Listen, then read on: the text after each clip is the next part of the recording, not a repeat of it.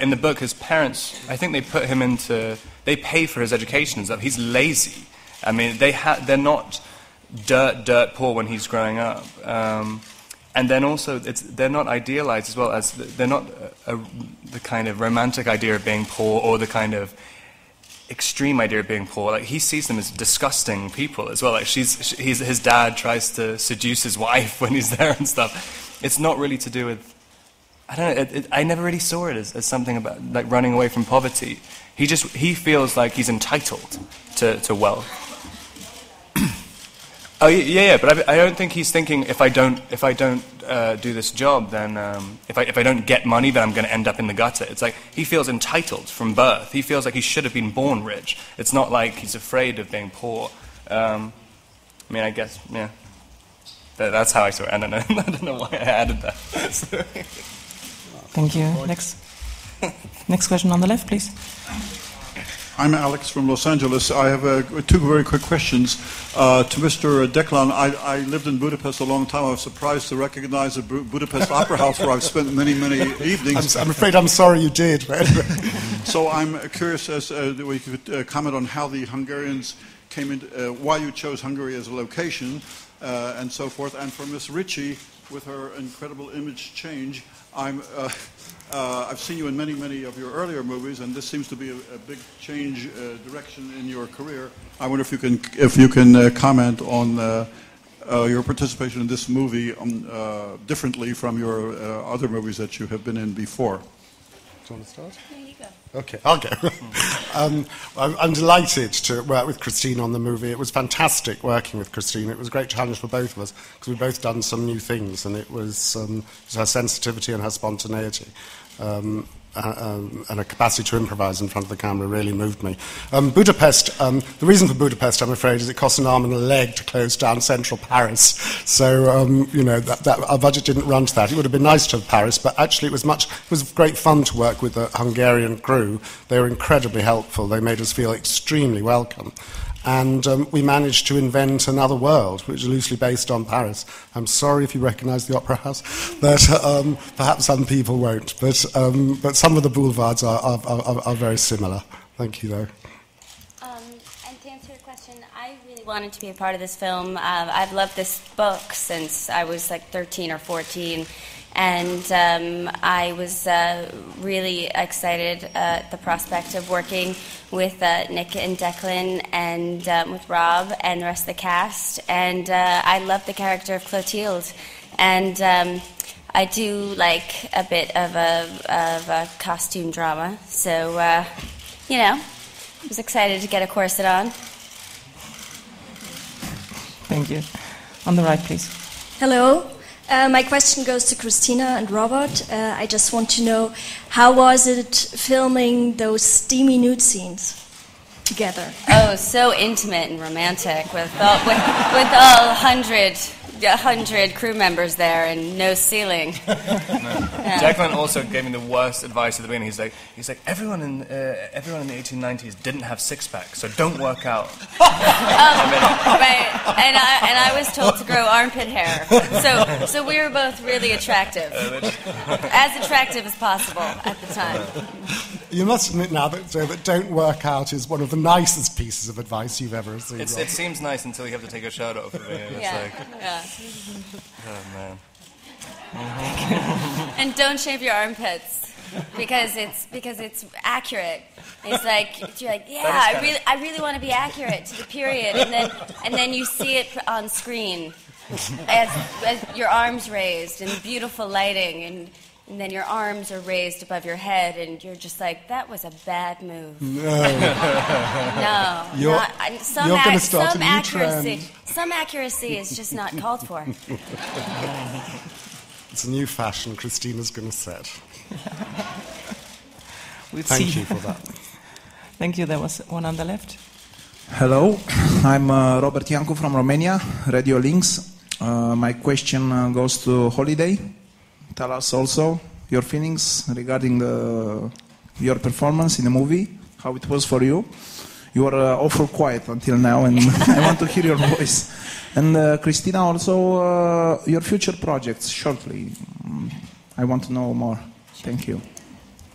Yeah, I was really excited starting this. It was great working with Declan because I love the character because there's quite a lot of ambiguity about her. That initially you think she's quite sweet and very innocent, and then it's not, and you start to feel sorry for her, and it's not until the end that you realise I think George has a line that she is her father in miniature, so by the end you kind of think, oh, I don't know who's worse off in that marriage, him or her. And so it was really fun playing with those kind of levels in the scenes and deciding whether we were going to be innocent or scheming.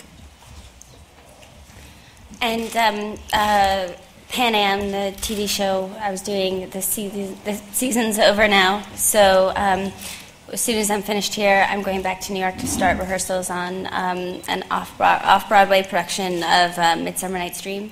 Oh. So. Thank you. On the left, please. My question goes to Mr. Pattinson. I would like to know what your plans to the future. I mean, you don't want any more blockbusters in your life or for a while? And why the shaved hair?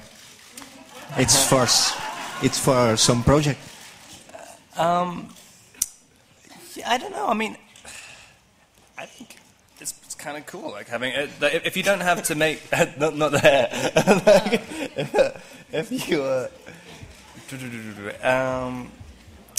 I mean, having blockbusters in your life is never a bad thing. I mean, it's just when you're making it, if everyone is expecting it to be a blockbuster, it's kind of lame. But like, if you just make little, like smaller movies, like Bellamy, or like I just did a movie with Cronenberg, and when they become blockbusters, it's great. But, and the shaved head, it's. Yeah, I don't really know why. It's me, Rob. It's me, Rob, just say. Yeah, I'm trying to look like Declan.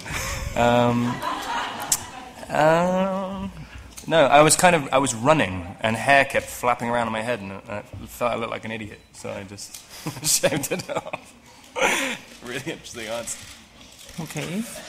Next question, please. It's on. I'm Yannis from myfilm.gr and Submarine magazine in Greece. I have two small questions on Mr. Pattinson and Miss Ritchie. First of all, Mr. Pattinson, do you realize that there is any kind of sensitivity inside the character, even though at the end it seems that it is completely suppressed under the glorious coming of the victory of opportunism? And also to Miss Ritchie, if finally she is accepting even that side of Georges, and somehow there is a bitter acceptance on that. Do you want to go first? Or? There you go. I think he's incredibly sensitive, but he's just very selfish. He doesn't have any empathy, and he can't stand other people's success, but he can feel very much everything. I mean, he just thinks he tries to relate every little thing to himself, and can as well. He thinks everyone is constantly trying to one-up him or insult him. Every minute of the day is some kind of slight to him. The street, like someone wearing better clothes than him, is like, it's nothing to do with them, it's to do with him. He's completely self-obsessed. But what's the second part of the question? What was the second part of the question, sorry?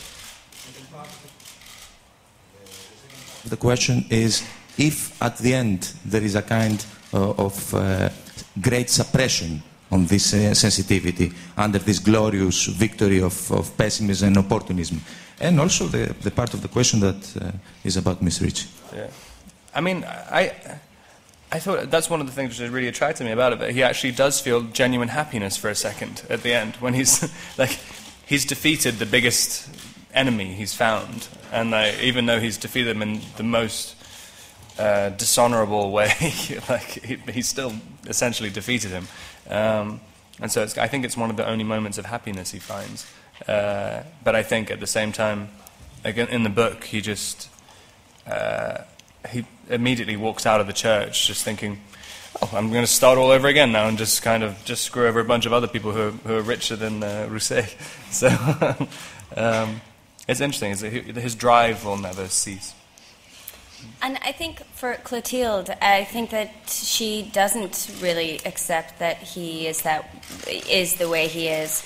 I think she really feels that he can't possibly be the way he is, and I think she has a very sort of innocent and naive view of life, and that if she loves him, that her love will somehow make him better, and that she can make him happy, and that he isn't capable of all these bad things, that he's not actually capable of hurting her. And I think finally at the end, she is kind of broken by him, and she is broken by this acceptance that he might actually be who he really is. And I think the sad thing is that she's accepted that he is that way, but she loves him anyway. Thank you. David? David from Berlin-based newspaper Taz. My question goes to the directors. How do you arrange your cooperation, except Mr. Donnellan seems to do the talking? Well, I do talk. Sometimes.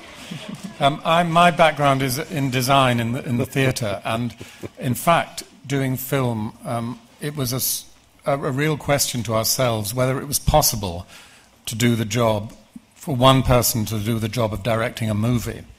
And in fact, our skills seemed to separate very naturally. I dealt with the space, the objects, the look of it, and worked more with the camera, etc. And Declan worked with the actors, and that seemed very natural. Okay. There was one in the back, yes. Please wait a second. I don't feel I can add anything to that under the circumstances.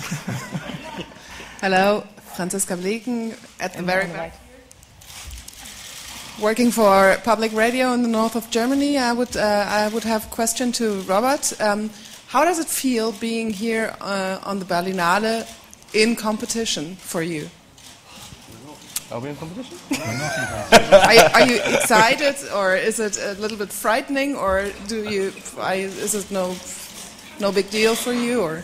No, I mean it's great. I've never come to any kind of festival with a movie before, so this is really, it's definitely a new thing for me. I love Berlin as well, but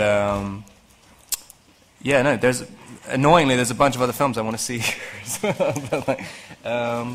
No, it's very exciting. Yeah, definitely. I don't think we are in competition, or if we are, that's why I'm so relaxed. Okay. No question on the left? Just made me sweat. Thank you. My question goes to the director and the actors. We are missing Thurman. She's not here. And as we saw the film, she was a driving force of the film. Can you tell us something about her acting process? Uma. Uma's a live wire. Uma is another actress from another background who does something completely different in this movie from what she did before. She's extremely energetic, very passionate, very alive in front of the camera. And I just think in terms of any aesthetic that Nick and I've had in our lives and in the movie, and I think we share this with Christina and Rob, and with Uma and with Holiday here, is the most important thing is that what you see in the shot should be alive rather than dead. And Uma is incredibly alive and incredibly professional, of course, but it's her capacity to go into an extraordinary and interesting emotional place just in that tiny little time of the take is absolutely extraordinary. And also she's incredible fun to be with. So that's all I can say about Uma. It was wonderful. Robin and Christina. Yeah, I don't know. I mean, I can't speak to what her process is, but she's very exciting to work with because she's always doing something unexpected, and I think she keeps everyone on their toes, and she's really fun and interesting and exciting to be around as an actress. I agree with that. And she's also incredibly physically strong, which is surprising. It's difficult when you're trying to do a rape scene. As we discovered, Rob, me too. Anyway, but the other thing I should add is that I should add is that she's mortified that she can't be here, and has sent me about 5 texts this morning that